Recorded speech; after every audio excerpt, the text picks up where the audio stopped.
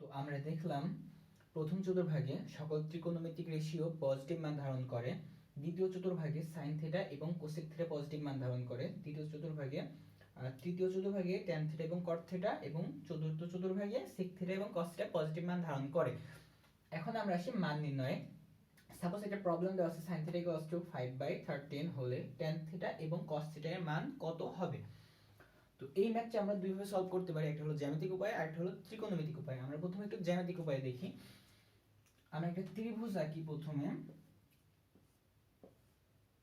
Suppose এইটা আমাদের এই থিটা কোণটা, আমি একটু নাম দিয়ে দিই এ বি সি।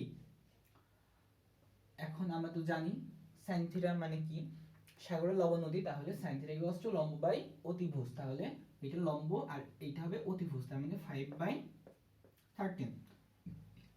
এখন আমাদের এই ভূমিটা নির্ণয় করতে হবে। তো ভূমিটা নির্ণয় করতে হলে আমরা একটু পিথাগোরাসের সাহায্য নিব। পিথাগোরাসের উপপাদ্য অনুসারে আমরা জানি অতিভুজ স্কয়ার ইকুয়ালস টু লম্ব স্কয়ার প্লাস ভূমি স্কয়ার। আচ্ছা, তাহলে এখান থেকে বিসি স্কয়ার ইকুয়ালস টু আসে AC square minus AB square. তাহলে এসি স্কয়ার কত আসে 13 স্কয়ার মাইনাস 5 স্কয়ার 169 আসে মাইনাস 25। তাহলে এখান থেকে আসে কত 144। অতএব বিসি সমান কত হবে প্লাস মাইনাস রুট ওভার 144। তাহলে বিসি ইকুয়ালস টু আসছে কত প্লাস মাইনাস 12, তাই তো? তাহলে এই অতিভুজের মান হবে প্লাস মাইনাস 12। এখন এই প্লাস মাইনাস মানটা দেখো, আমরা এখন জানি কি tan থিটা ইকুয়ালস টু লম্ব বাই ভূমি। এখানে আমরা বসিয়ে দিতে পারি লম্ব কত, এখানে 5 আর প্লাস মাইনাস 12 ভূমি, তাহলে লম্ব বাই ভূমি। এখানে আমাদের এই মানটা tan থিটা এর মান বেরিয়ে গেল। এখন স্টুডেন্টরা মোস্টলি যে ভুলটা করে সেটা হলো ওরা শুধুমাত্র 5/12 লিখে চলে আসে। কেন 5/12 হবে ভাই? এখানে 5/12 তো হবে না, কারণ আমার এখানে দেখো রুটের জন্য পজিটিভ নেগেটিভ দুটো মান ধারণ করে, তাই না? হ্যাঁ, কথা হলো এইটা, তুমি জানো না এই থিটাটা কোন চতুর্ভাগে অবস্থান করছে। দেখো এই ট্যান থিটাটা প্রথম চতুর্ভাগে অবস্থান করতে পারে, আবার দ্বিতীয় তৃতীয় চতুর্থ যে কোনো চতুর্ভাগে অবস্থান করতে পারে। এখন তুমি কি ইনসিওরিটি দিচ্ছ যে শুধুমাত্র সেটা হলো দেখো এই সাইন থিটার পজিটিভ মান দেওয়া আছে, তাই না? 5/13। তো এই যে সাইন থিটা এই মানটা আমরা পজিটিভ শুধুমাত্র প্রথম চতুর্ভাগ এবং দ্বিতীয় চতুর্ভাগে। তো এই প্রথম চতুর্ভাগ এবং দ্বিতীয় চতুর্ভাগে সাইন থিটা পজিটিভ। এখন দেখো প্রথম চতুর্ভাগে তো সবাই পজিটিভ, কিন্তু দ্বিতীয় চতুর্ভাগে কি tan পজিটিভ না? tan তো দ্বিতীয় চতুর্ভাগে পজিটিভ না। এখন তুমি কি করে জানছো যে প্রথম চতুর্ভাগে থিটাটা অবস্থান করবে? হ্যাঁ, এখন যদি বলা থাকতো যে থিটা সূক্ষ্মকোণ, যদি এমন বলা থাকতো যে থিটা সূক্ষ্মকোণ, তাহলে তুমি শুধুমাত্র এই প্লাস 5/12টা লিখে আসতে পারতে, কিন্তু তুমি তো জানো না থিটা সূক্ষ্মকোণ কিনা, এবং থিটা তো তাহলে এই দ্বিতীয় চতুর্ভাগে অবস্থান করতে পারে, সেই জন্য অবশ্যই তোমাকে এই যে প্লাস মাইনাস 5/12টা লিখতে হবে। এখন আমরা cos থিটার ক্ষেত্রে আসি। cos থিটা,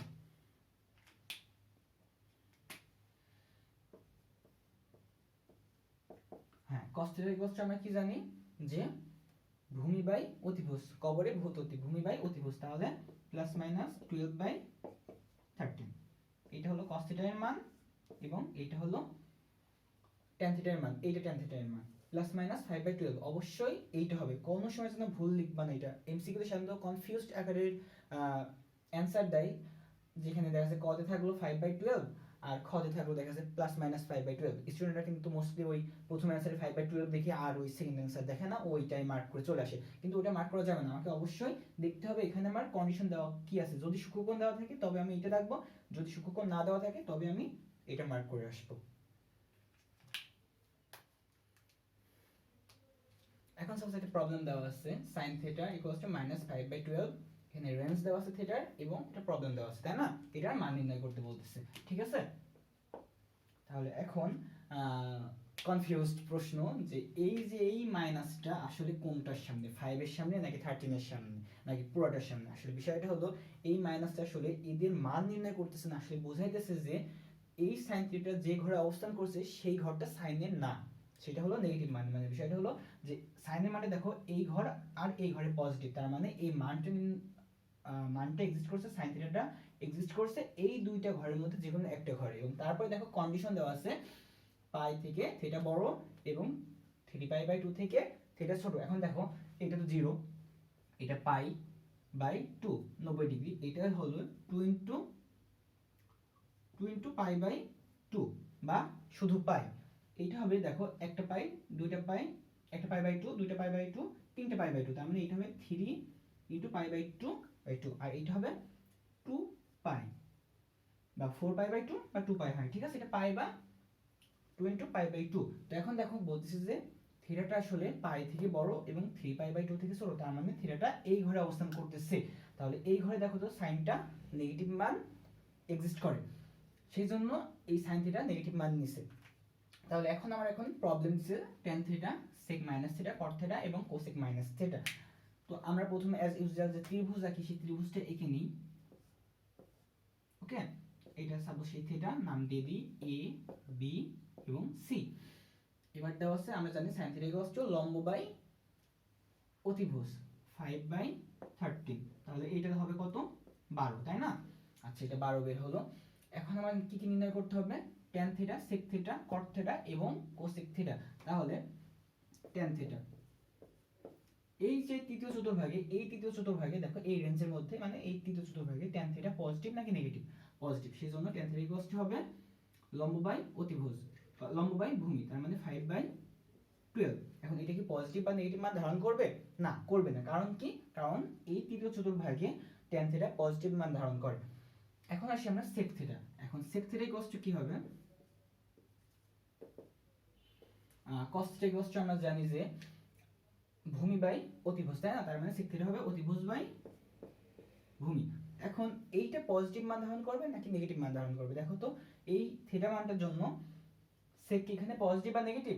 এটা হলো নেগেটিভ, কারণ এই ঘরে sec এর জন্য না, তার মানে এটা sec নেগেটিভ মান ধারণ করবে। এখন আসি আমরা cot ইকুয়ালস টু কত হবে তাহলে? 12/5, তাই না? 12/5। তো দেখো tan থিটা এবং cot থিটা তৃতীয় চতুর্ভাগে পজিটিভ। এবার আসি আমরা cosec থিটা। এখানে sin থিটা ইকুয়ালস টু 5/13, তাহলে cosec থিটা কত হবে? 13/5। এখন কথা হলো cosec থিটা কি এই তৃতীয় চতুর্ভাগে পজিটিভ মান ধারণ করবে? কারণ এটা তো cosec থিটার মান না, মানে এইটা cosec থিটার ঘর না, তার মানে এই ঘরে cosec থিটা নেগেটিভ মান ধারণ করবে, তার মানে এই মানটা হবে নেগেটিভ। এখন আমরা আমাদের প্রবলেমটা দেখি। দেওয়া আছে কি tan থিটা, এখানে tan theta plus sec minus theta divided by cot theta plus cosec minus theta. এখন কথা কি ছিল দেখো তো, শুধুমাত্র sec minus theta equals to sec theta হয় এবং cos minus theta equals to cos theta হয়। বাকি সকল নেগেটিভ কোণের জন্য মানটাও পুরোটা নেগেটিভ হয়ে যায়, তার মানে tan থিটা তো tan থিটাই থাকবে, sec থিটা পরিবর্তন হবে না, sec থিটাও sec থিটাই থাকবে। cot থিটা দেখো এখন cosec থিটা তো নেগেটিভ মানের জন্য নেগেটিভ হবে, তার মানে মাইনাস cosec থিটা। এখন আমি মানগুলো বসিয়ে দিই। tan থিটা ইকুয়ালস টু কত আসছে?